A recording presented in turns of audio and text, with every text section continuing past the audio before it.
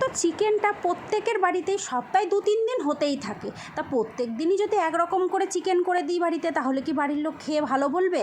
তো তার জন্য এক দিন এক এক রকমভাবে চিকেনটাকে বানিয়ে দিতে হবে। তো চিকেনটাকে বানানোর জন্য প্রথমে চিকেনটাকে ভিনিগার দিয়ে আমি মোটামুটি 15 থেকে 20 মিনিট ভিজিয়ে রেখে দিয়েছিলাম, তারপরে ধুয়ে নিয়েছিলাম, কারণ তাহলে মাংসের যে আষ্টে গন্ধটা সেটা কিন্তু চলে যায়।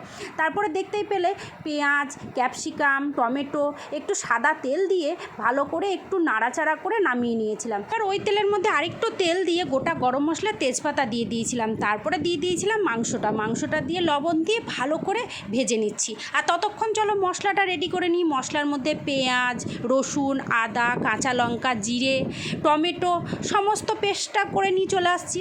এবার ওই মাংসটা ভাজা হয়ে গেলে মাংসটা তুলে নিলাম, দিয়ে সেই তেলের মধ্যে আরেকটু তেল দিয়ে দিলাম 1 চামচ চিনি কালারের জন্য, কারণ আমি কাঁচা লঙ্কা রান্না খাই। তো চিনিটা দিয়ে নাড়াচাড়া করে যখন যে মশলাটা বানালাম সেই মশলাটাও দিয়ে দিলাম। মশলাটা দিয়ে লবণ, হলুদ দিয়ে কষিয়ে নিলাম মশলাটা। তারপরে দিয়ে দিলাম এই মাংসটা দিয়েও ভালো করে কষিয়ে নেব যতক্ষণ না তেল ছাড়বে।